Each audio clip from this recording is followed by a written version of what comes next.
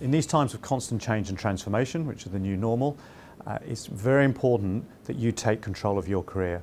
If you're on the front foot and taking control, it will give you the confidence and a clear direction that you can then execute on. There are two distinct types of organisations. On the one hand, forward-looking, very proactive organisations that are well led. On the other hand, they're organisations where things are happening to them. They're more rabbit in the headlights. You most definitely need to be in the former. To do that, you need to be really well thought through. There's a number of stages here. Most people that I meet, they apply for a role and start going for interviews, and they haven't done the thinking.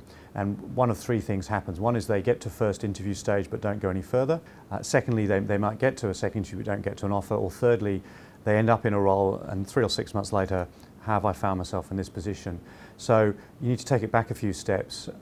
So be crystal clear on what makes you excellent. So do the thinking around that. That is very, very important. Once you've done that, that's the first stage in taking control. Secondly, then you need to think about how you communicate that.